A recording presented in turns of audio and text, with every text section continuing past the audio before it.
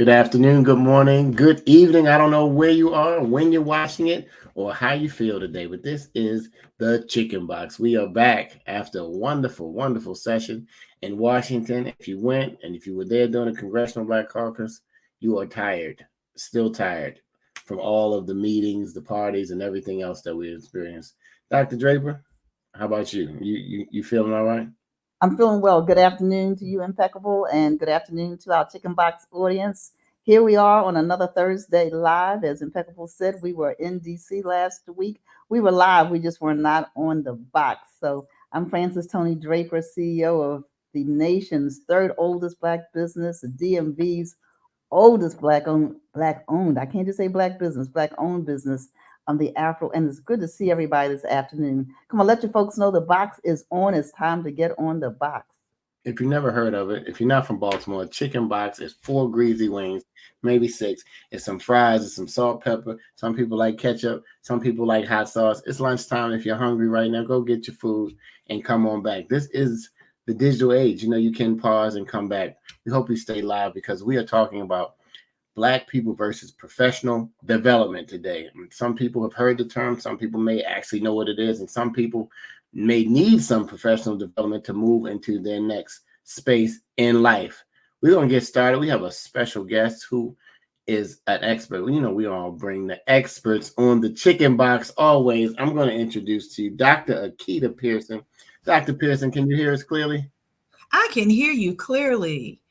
Good morning, good afternoon. Oh, yeah, you said you're on the East Coast. Good afternoon. How you feeling? Good afternoon. I am doing fantastic. Welcome to the Chicken Bar. All these shows are so formal and they try to, be so politically correct. We're going to just come with the information today. You are here as a friend and family. And so we want to learn. We want to learn what professional development is, and we want to learn about what you do and how you impact not only the community, but now that you're on live with us, the world. So, Dr. Akeda, just give us, if we didn't know you and we met you in passing and said, what do you do for a living? What would your answer be? I am an educator. Simply educate in every aspect of my life. And I absolutely love it. Some people are born to do it. Other people are taught. Some people try. But I'm grateful for the opportunity to educate. Some people try. We have a saying in a couple of organizations I work for, trying isn't doing, but we usually say ain't when we say trying ain't doing. So either you're doing it or you're not doing it. I see people say try because when they say try, that gives them an out. It didn't work. So, exactly. I tried. Maybe you didn't apply yourself enough to make the breakthrough to make it work, but try gives you an out. So either you're trying or you're doing it. I'm with you, Dr. Akeda Pearson. That's right. Dr. Draper. Well, Dr. Akeda, there may be some of our viewers, because we have viewers from all over the world who are not familiar with you, don't know what you do, don't know who you are. Can you tell us a little bit more can you introduce yourself your way? Can you educate us on who Dr. Akeda Pearson is? Absolutely. It is my delight. And thank you for having me on the Chicken Box today. I am Dr. Akeda Pearson, a young lady from Silver, South Carolina, where most people will probably not know it's a community, not even a town. But Althea Gibson was born there. I was raised on a farm, very grateful. My dad still farms today, but I learned a lot of principles. And when I say I educate, it was something that I think it was a God gift talent, but it wasn't a choice. My mother said, you're going to college and you're going to be a teacher. And that was that. And I'm very grateful for that.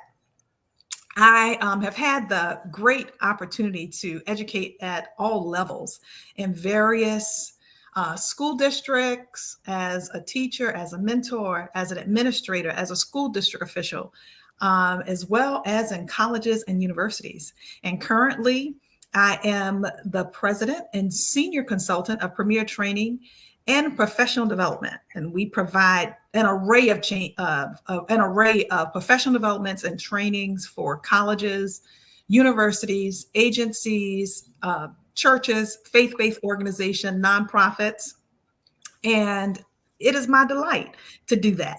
So that's me in a nutshell, as far as who I am. If you Google me, you'll find a whole lot of stuff because I've been around for about 30 years.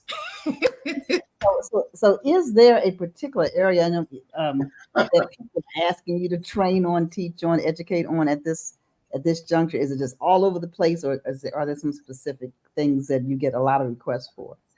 Well, for the most part, when we look at, and I'll do it based on the schoolhouse and out of the schoolhouse. So in the schoolhouse, and that would involve K-12 as well as universities, because with professional development, one of the key things that I stress is education, starting with relationships. So when we look at that, one of my specialties of what has been the focus of the past couple of years, my doctoral degree is in equity. So DEI is something that is consistent within the schoolhouse. Equity audits. And it's interesting to get the data, because data should drive your work. Data is not going to do the work, but data will drive your work. But oftentimes, having the data helps you to maximize on your performance and get to the outcomes that you achieve. So within the schoolhouse, on today, the past 5 to 10 years, it's been focused on equity based on things coming from the U.S. Department of Education as far as accountability for educators and school districts, as well as state departments of education. And then when we look outside of the schoolhouse, in the past 5 years or so, DEI has moved significantly within the secular outside and businesses and agencies. And we see in the last 2 to 3 years where they've been trying to dispel those things, where people are losing their jobs because of, looking for diversity, equity, and inclusion opportunities, which we know is much better to embrace diversity, because where we live, and by the year of 2040 or 2050, I can't remember exactly, but there will not be any majority in the United States. However, a lot of people don't want to embrace diversity. If you just jumped in, this is the Chicken Box for those. I see Kylie, Byron, Diane, anybody else. If you're tuning in, say hello, especially from the great state of South Carolina. All right. Jump on in the chat, but we're talking about professional development. So let's, I like to learn every time. So let's just start from there. Let's define that, or how do you define, Dr. Akeda Pearson, professional development? Well, when you look at professional development, it's just an opportunity for growth in a particular education area. So in school districts, for the most part, they use the term professional development. If I was dealing with a governmental agency, they would specifically talk about training. So it's just whatever term for whatever entity you're using to become educated in a certain area. Okay. So it's moving to the next level, because you hear about it in companies all the time. They want to make sure their team is up on the latest and the greatest technologies, practices, just business tactics and strategies that are out there. And so they're constantly developing, or at least they should, if they're a progressive company. Dr. Draper is our CEO, so the AFRO is really progressive. So Dr. Draper, what's your thought on this professional development? Really, I want to go back. I don't want to dwell on it too long, but DEI really is under attack.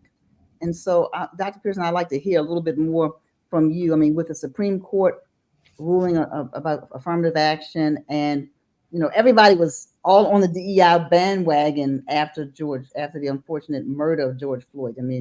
Companies put all these statements on their websites, and they started hiring DEI folk and consultants and doing all of that. And now it appears as if, especially in the corporate world, I don't know about the government world, but that people are backing off of this DEI emphasis. I don't know if they're calling it something else. What are you finding in your work? Well, I'll tell you, where DEI is freedom, right? Absolutely, I agree. So it's freedom, and there is no freedom without persecution. So when you stand up for what is right, you're going to be persecuted. I'll bring it home. If you research Anne Arundel County, 2014, I was a part of the equity office as a school district official, the school community engagement liaison. Our office was targeted, right? It was developed for the purpose of infusing equity throughout the entire school district. Our department was all African American, not because we were African American, but because we were qualified to do the job. All right. But it was dismantled because of the very essence of providing freedom throughout the school district. So it hits home because for me, either you're going to stand or you're going to fall. So I'm going to stand for what's right, whether I'm persecuted or not. But that's not necessarily the impetus for a lot of people, because they need their job, they need their paycheck, you know. So when systems come in and they agree to say they're going to do something, and a couple of years later, well, really, we didn't really bargain for this, because actually the money should be going to the students who need it the most. Okay, this is what the data, when I say data driven, right? So this is what the data is showing you. So you really never had the impetus to do the right thing from the beginning. So your ultimate goal is just to do away with it and say, oh, well, now it's going to be for all students. But the student that needs the most should be getting the resources that they need. Mm-hmm. Because ultimately, if you don't satisfy the need at the bottom level, those at the bottom are going to bring the ones at the top down. So are you really about the children, or are you really only there for the status quo? And so it will just continue until there's enough people to rally behind and say, we're going to do the right thing. We're going to keep the fight and continue. Because it's a fight. Are you going to continue to fight? Or are you going to sit on the sidelines? What are you going to do? But systemic change takes time. And it takes individuals who are willing to stand up and be persecuted. That's the reality. Okay, so I get it. And that's the reality for so many things. So in your work of professional development, in general, not names, who are most of your clients? Is the government agencies, educational institutions, private corporations? Who comes to Dr. Pearson for your training and for your help? So for the most part, it's educational entities, a lot of nonprofits. Got it. Okay. And faith-based organizations. Mm-hmm. So can you describe for us? So let's say that we had a nonprofit, and we wanted to come to you for professional development, which is that's a very, very broad title and topic. What would that look like for our nonprofit? So it's based on your need. So there will be an assessment that we would go through with those who are requesting it, because I'll give you an example.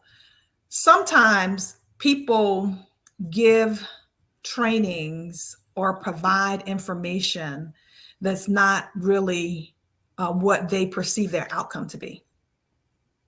So it's always good on the front end to identify your need and to do an assessment, because actually what you think your need may be may not be the root cause of the issue that you have to address your professional development.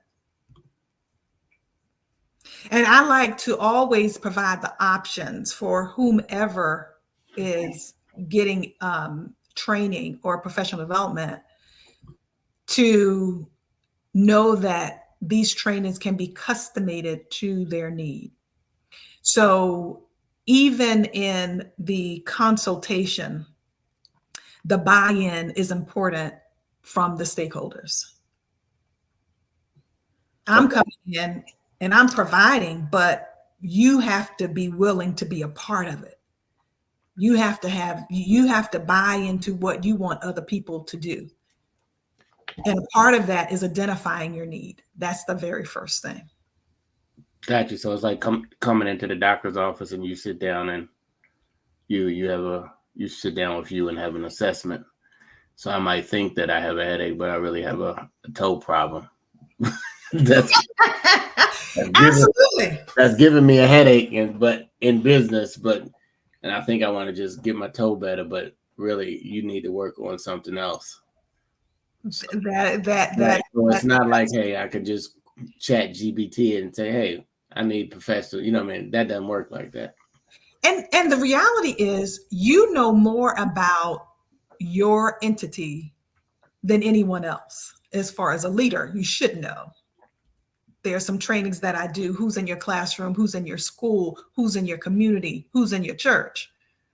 So you're coming to me for training, but you need to know who's in there. I'm going to help you identify, because the only way you're able to serve your business, your classroom, your school, your church, your nonprofit is to know who's there. And knowing who's there, then you can build that relationship. Because out of the relationship, there's no significant learning based on Dr. James P. Comar. There's no significant learning that can take place without a significant relationship. I believe that with all my heart. Good God Almighty. Marriages, can you hear? Was anybody listening? You doing any marriage development? There was no learning without a significant relationship. This is the Chicken Box. We have Dr. Akeda Pearson, if you just tuned in. And you know, the Chicken Box is powered by the nation's third oldest Black business. I like that, Dr. Draper. I love it. 132 years old. Go to AFRO.com right now. Check us out. See if it's something for you. It will be if it's not there today. And for less than 2 Uber Eats, support us with a digital subscription. If you like to feel the paper, you can get that too. We still have the legacy paper. People like to frame certain things, certain front pages, and just feel the paper, and like the vinyl and all of the throwback things that are happening now. We still have it for you. This is not a shameless plug. This is an ask, because we are owned and operated. Nobody controls our voice. And without it, Dr. Akeda Pearson might not be seen by the world. So I'm going to leave it right there. Go to afro.com. So Dr. Pearson, we understand, and thank you so much for being on again. So your background is in education. You are an educator, and you've now started this. How long have the business been how long have you been in this particular business officially? Since 2014. Okay. So since 2014. So I started out doing it part-time, being the person that I am, and not being, if I'm going to be at the table, I'm going to be at the table. Got it. The pink elephant is going to come out. So you always have to be prepared and be positioned when you're in places where you know that your goal is to be a change agent for good. Being in good trouble, John Lewis, right? I found myself there all my life, and I'm good with it. So you always have to have, another avenue to really do it. Sometimes you operate best on the inside for some things, but a lot of times, the greatest results can be from you being on the outside. Mm-hmm. Okay, that is true. So without divulging any confidences, because you wouldn't do that as a professional development, am I safe to say you're a professional development coach? What would I put? I just say senior consultant. Consultant. Okay. Yeah. Maybe this question may not even be fair, because every company, every person is different. But do you see any patterns that people are coming to you with that you say, everybody's struggling in this space, for example, or is every single client different? every single client is different. Okay. Because there are cultures within cultures. So it could be two of the same entities that providing the same product or the same service, but the culture within the company is different. So company culture, though, is something that you, if I had to broaden it, you do see a lot around company culture. Oh, absolutely. Absolutely. Absolutely. And that's where it kind of defines or gives you more elements to be specific in what the offering is to that particular client. Mm-hmm. You know. So, all right. So you get it. So you tailor the offerings. We get it. Everybody's different. We get that. On average, how long do you work with a client? I know it depends on what their needs are, but is there an average time that you work with a particular? Yeah, so it's based on the service. So I'll give you, so like an equity audit. Okay. Of a department that could go for 6 months or so. Mm-hmm. You know, and then there's training that could, and let me say that would be an agency or, but if I'm in a school district, the professional development could go on for a couple of years because we're using data to drive the work. So based on one of the wonderful and school one of the most wonderful improvement models, continuous improvement models that I like to use is the PDSA model. And it's a cycle, a Deming cycle. And it's plan, do, study, act. That's what the PDSA stands for. And so you study, act. Yes, it's the PDSA model. It's a continuous improvement business model. Mm-hmm. And so you plan and then you implement, but you study what you implement and you use data to drive what needs to happen next. So based on the results of your data, you may have to go back, redo some things, or you may have to add some additional things because it's a continuous improvement model based on, whatever the outcomes of that particular training is. And then we have to get into the employment spectrum and the livelihood of certain employees. Some companies have high turnover rates. So training is just ongoing because they're here today, they're gone tomorrow. The tenure status of some individuals at companies may be 2 years, 3 years, 5 years. So the same training that was done this year, that same training would need to be done again because you have a whole new slew of people because of the influx or the recidivism rate of the various companies, staff and employees. Okay. So is this your model there that's up on the screen for everybody to see? Is that? Oh, yes. That's the business improvement model that I like to incorporate in trainings. So is this something that you developed or? Oh, no. I did not develop this. This is a business model. It's the Deming cycle from many years ago. It's okay. It's nothing I create. It's just something that I use, and a lot of businesses use this particular business improvement model. Okay, so you want to walk us through it a little bit?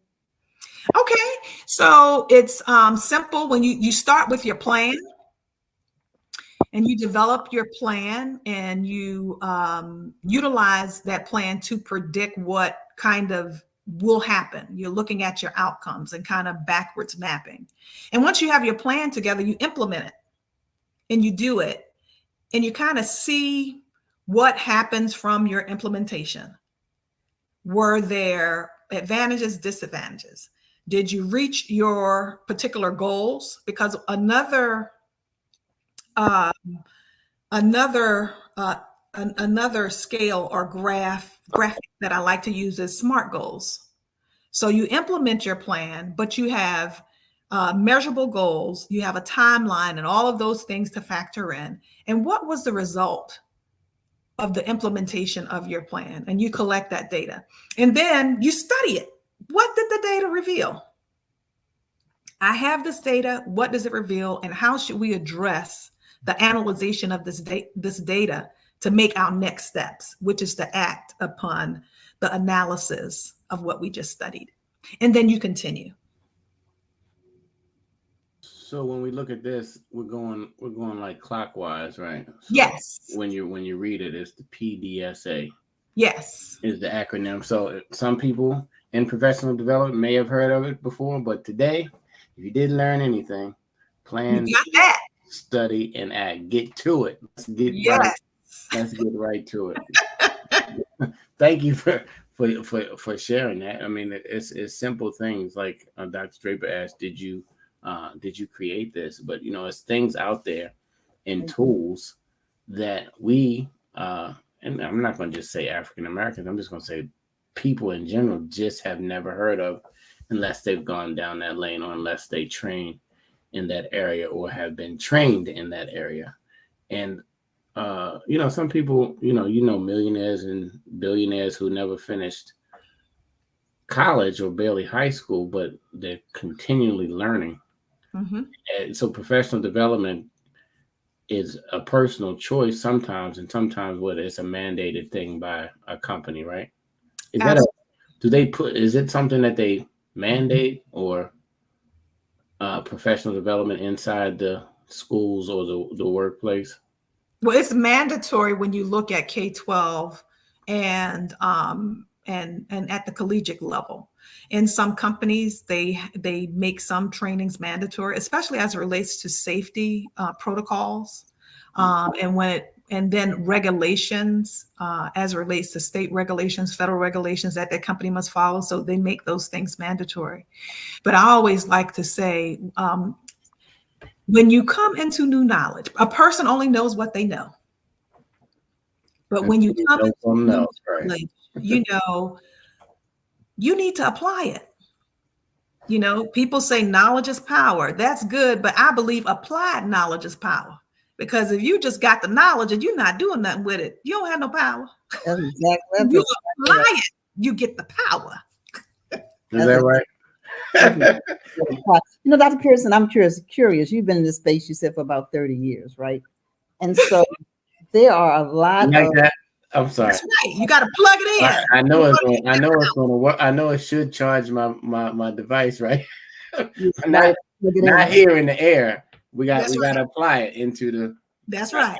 Into the source. Anyway, that's my illustration. Keep going. That's right. You got, it used to be an old joke. People would call the tech folk in their jobs and say, my computer's not working. The first thing they do is come to see if it's plugged in.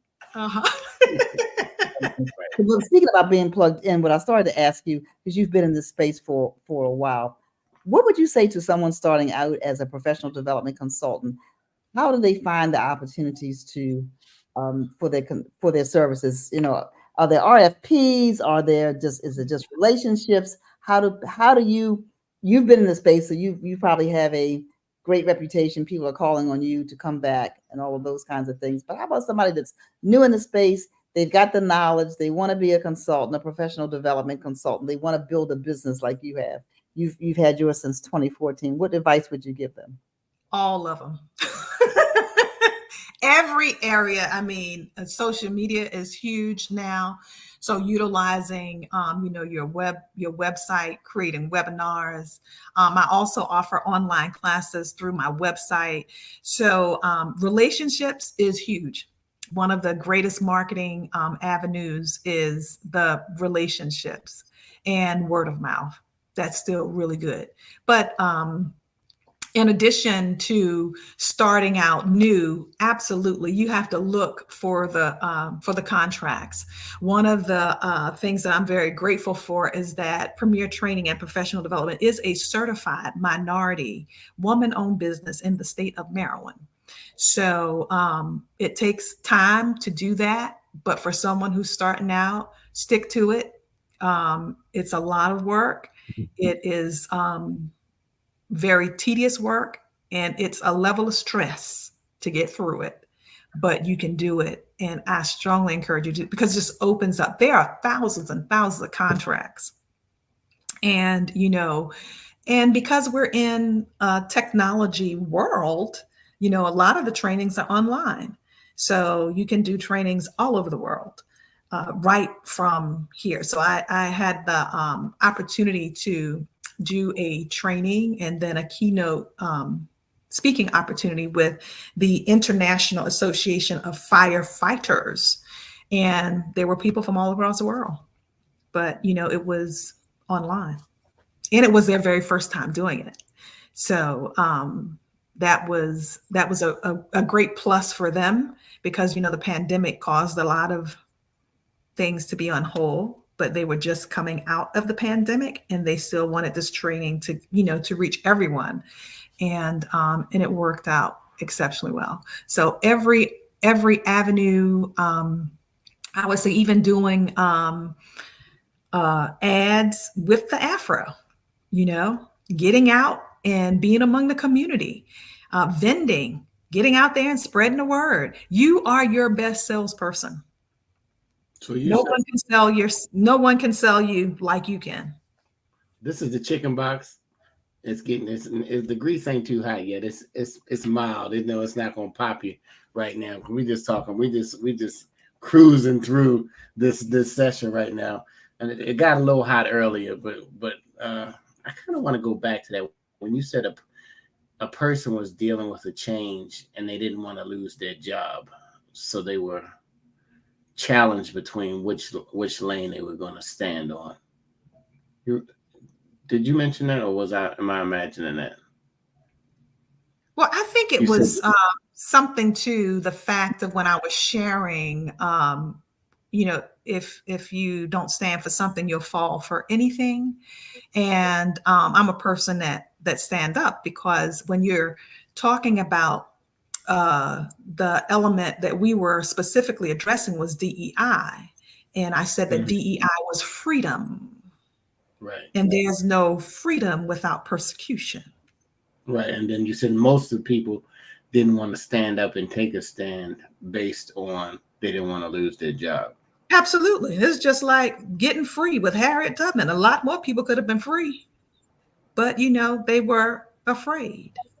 So a lot more people could have kneeled with Kaepernick, but they didn't. You better believe it. Absolutely. And then, and I had so many people, because for me, I was the only one out of several individuals who sued Anne Arundel County Public Schools. And I had one of my students, because I'm a professor too at Bowie State University. And so, the first thing when you encounter a person, you got access and you're going to Google. And so she asked about the case, and she says, well, you went through all of that and they didn't go in your favor. And I said, but it's not about winning. It's about the principle, because there are a lot of civil rights battles that we have gone to court for and we lost. I'm from, Silver, South Carolina, went to school in Somerton. My grandfather was one of the supporters of the Briggs versus Elliott case. That case was the first case for the Brown versus Board of Education. They went to court 3 times for a school bus and they lost every time. Didn't mean that they were not right. Mm-hmm. Just didn't work in their favor.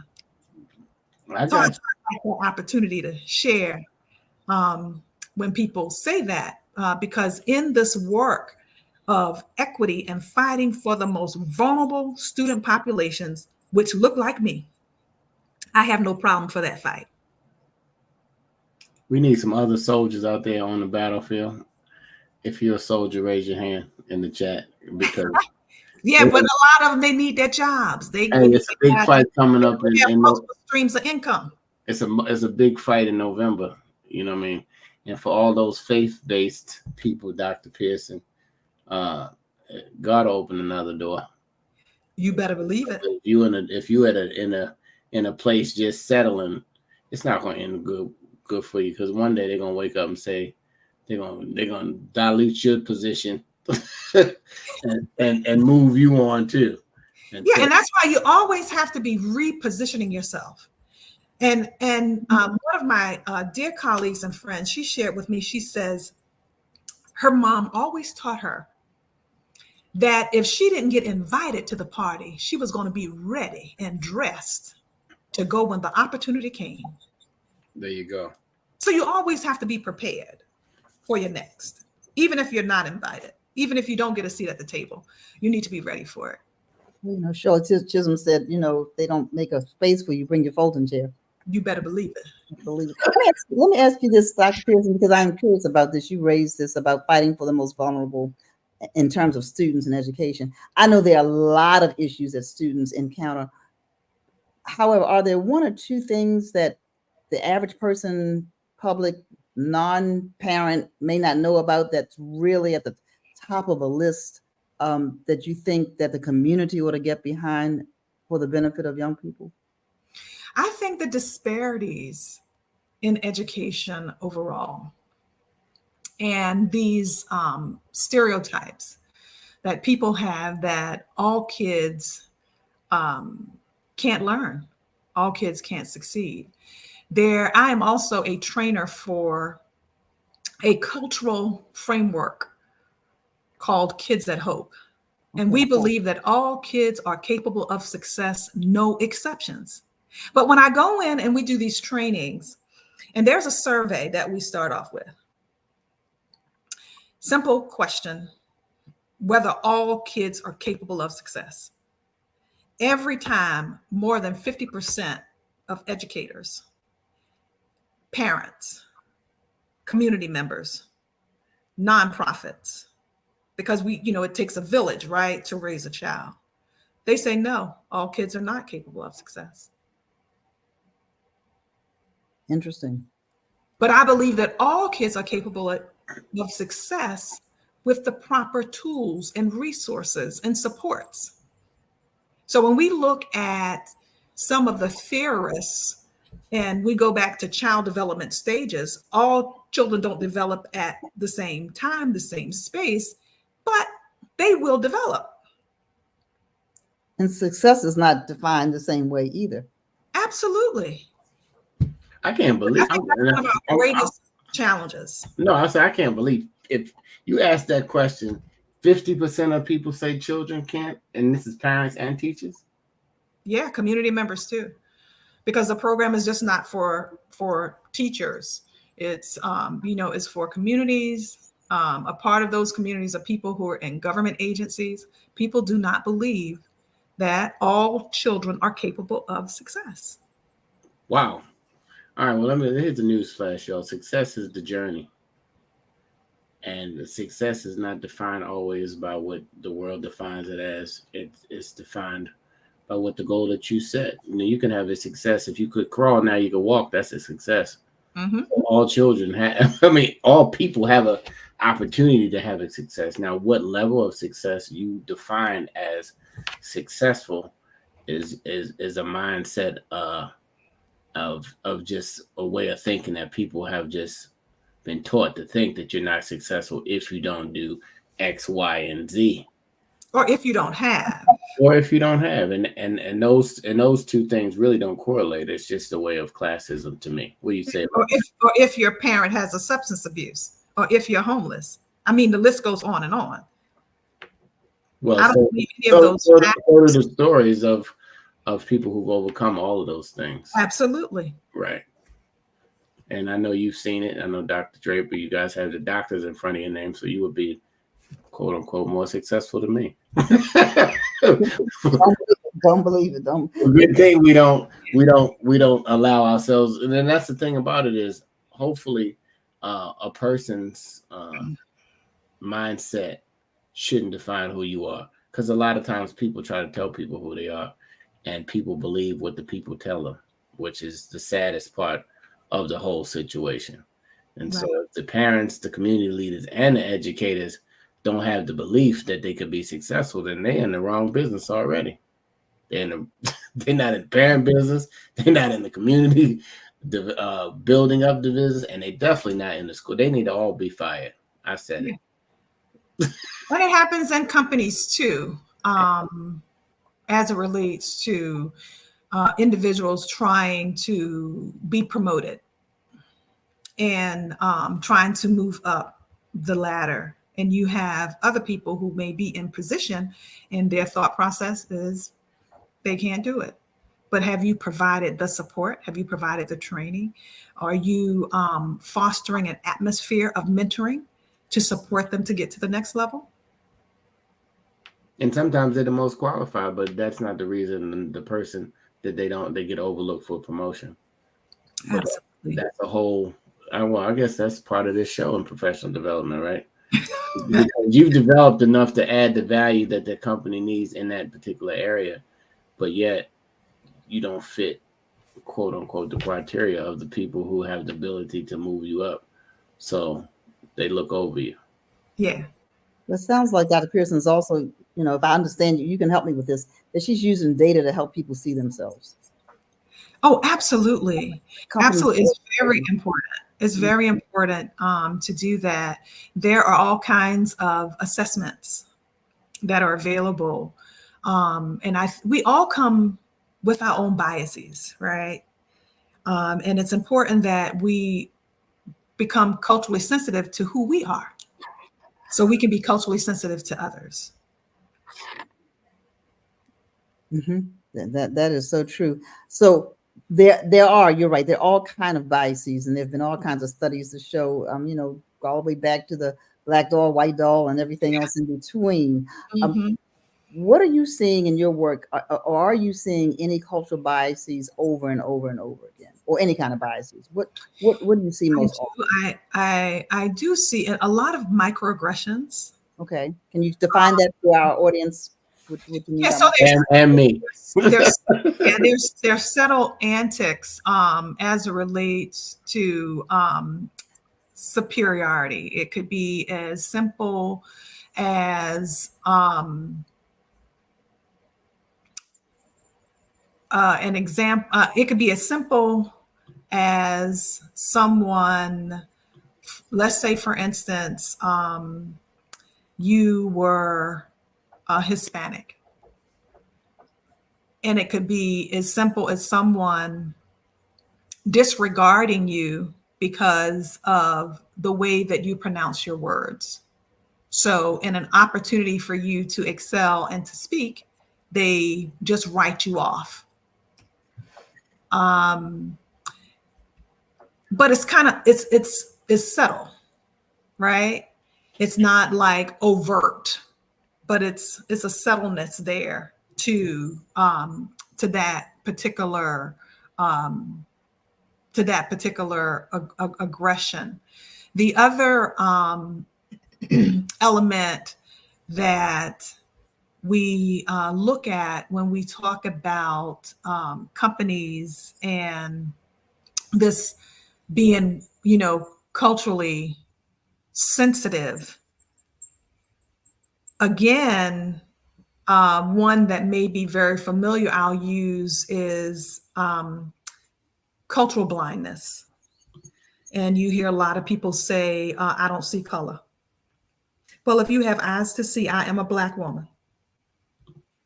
I mean, why? You don't see me? I see you as a Caucasian, as an Asian, as an African, and it's okay. It's okay that I'm Black, you're white, you're Hispanic, but you dispel the fact that I am a Black woman. So you do see color. You just lie and say you didn't see it. Because if you have two eyes and you're not colorblind, or, you can see that I'm Black, and you should be able to appreciate that. And embrace that. Yep. You're so right. I mean, people will say things like, and this is a microaggression, "Wow, you're really smart for a Black person," or "Is that really your hair?" Or so those are all kind of microaggressions. When people ask ridiculous questions, and sometimes they think they're making a compliment, but it's a microaggression. Absolutely. But again, they need to people zip it up. know what they know. Sometimes Yeah. they just need to zip it up because they don't know what to say, so they say something stupid. Yeah, but people only know what they know. And until they come into new knowledge, new understanding, can they act and do something differently?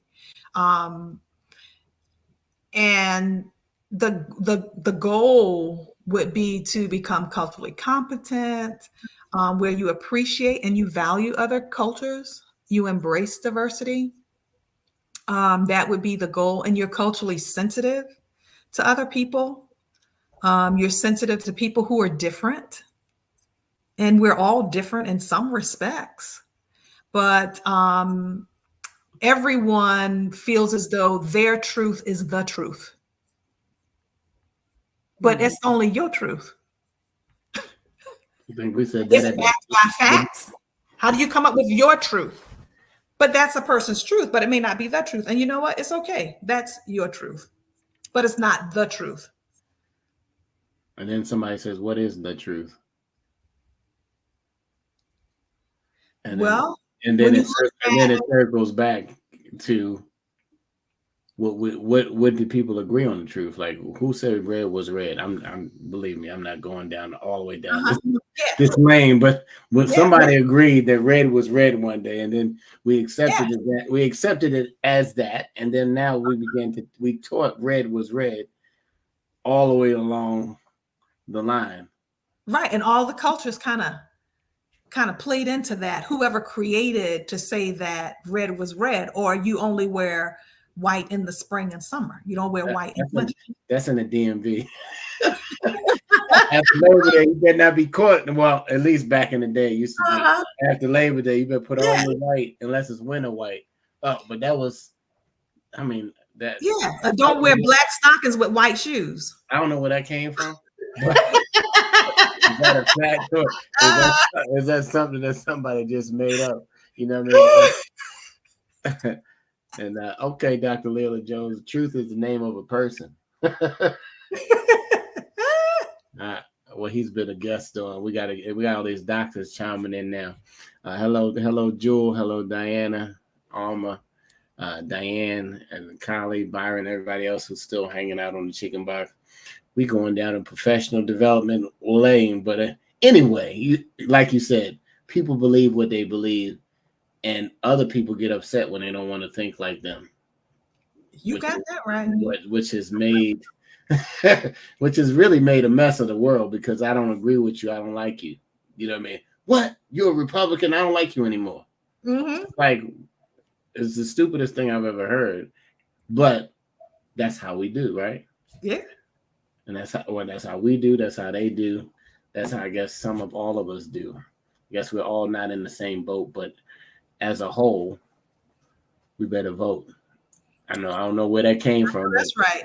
If you're not registered to vote, check your state. You can go right to AFRO.com and you can get everything that you need. I'll pull it up before we leave. You can find out if you're registered, what you need to do. We can get you registered online. It is time, so that whatever you're thinking about somebody who likes to do things on January the 6th, you better change it.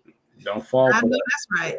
If you fall for the okie doke, you're gonna go back to slavery almost. Anyway, that's a whole another conversation. I see Dr. Draper. We're getting near the end. We've been talking about professional development. Even if you're not with a company, if you're with your own company, if you're a solopreneur, you need to be developed. You wonder why you're not at the next level, because you need professional development, because you, like Dr. Pearson said, you know what you know. And until you know some other things, you can't do business in a different way, and you'll continue to get what you are putting out. And after a while, you're going to burn out because you're a solopreneur trying to do everything. That's for another show, the burnout. Everybody who's been a solopreneur knows it. Even if you're not a solopreneur, you might know what the burnout is. But how do you push past that? Let me just ask that question. Do you train on that? A person or people in corporations or organizations that are doing too much? Yeah, because a workaholic is real. That's real stuff. But I think it's important to be a lifelong learner. And so whatever you do, whatever your entrepreneurial goal is, I think you should just continue to learn as much as you can and bring others along the way. Don't be selfish. Each one teach one. It's one of my favorite sayings. It has been a wonderful professional development chicken box, you guys. Thanks everybody who's tuning in. Share it because it's somebody who needs to hear just one thing on it who can possibly change their life. Go to afro.com. Oh, I still got to pull it up. Dr. Draper? Yes, sir. I'm going to put you on the box first while I pull up the website so that you can get your vote together. Thank you, Impeccable. And thank you, Dr. Pearson, for joining us today. I want to echo Impeccable's admonition to all of us. I just wrote an editorial for Word in Black. That's wordinblack.com. It'll come out tomorrow. It starts out with saying that everybody who says they're going to heaven ain't going there, and everybody who says they're voting aren't going there either. And so we talk a lot about voting, but I want to push us to at least register, make a plan to vote. Make a plan. Early voting is in Maryland if you're in in a lot of places. Absentee ballots, this is the day the mail-in ballots can start for you to get those out. But make a plan, because a lot of times we say we're going to do it and we don't. So that I'm on the box about that. But I also want to say to Dr. Pearson, thank you so much. Professional development is important. We all need to be developed personally and professionally. And she didn't say it, I'll say it, we all have biases. That's right. It's not just other people that have these biases. Anytime 50% of any group thinks that young people can't succeed before they even get a definition of success, says something about that. Yeah, click it right there, Impeccable, where it says in the middle. It should open up for you. Right there, it should. Okay, now scroll down. There you go. All right, so you can put your, you can check your vote, verify your voter registration. You can register to vote. You can look at the calendar for voting, absentee. Everything you need is on afro.com, regardless of what part of the world, what part of the country that you're in. This is for United States elections. And so professional development is important. I know I'm going between voting and professional development, but Impeccable started that conversation. And when you're on, it's time. We got to say it every single time we get a chance. We got to say it until, So Dr. Pearson, keep on bringing lawsuits where you see inequities. We can't let people erase DEI because they don't like the name anymore. We know that there are a lot of inequities, and diversity is still very much needed, and we are not included across the board. And so, these folks that have lost their jobs because they were called DEI, they don't like what it's called. But the fact is, we don't have equality, and these microaggressions are every place. Yes. When somebody touches your hair without your permission because they want to see what black hair feels like, that is a microaggression. Yes, ma'am. Okay, so there are all kinds of microaggressions. All of us have probably, not all of us, let me not do that. That's general. I have experienced being in a store on my day off in the store and knowing somebody's following you around just because you're black. Yes. So all of those things that you train on, keep on doing it. And I hope you get a whole lot of contracts so that you can expand your business. I'm off the box. Wow. I almost bought a couch out there. Thank you. You got a couch in the back. I'm getting on the box right now. It says professional. You've heard that term before. Professionals typically get paid, or they get paid more than others. A lot of times they say they are a professional basketball player, but then we got a bunch of basketball players who are playing basketball, but apparently only the professionals are the ones getting paid.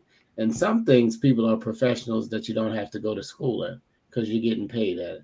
So once you add the value and you become proficient in your profession, then the money will come when you add enough value to the people that you are called to serve.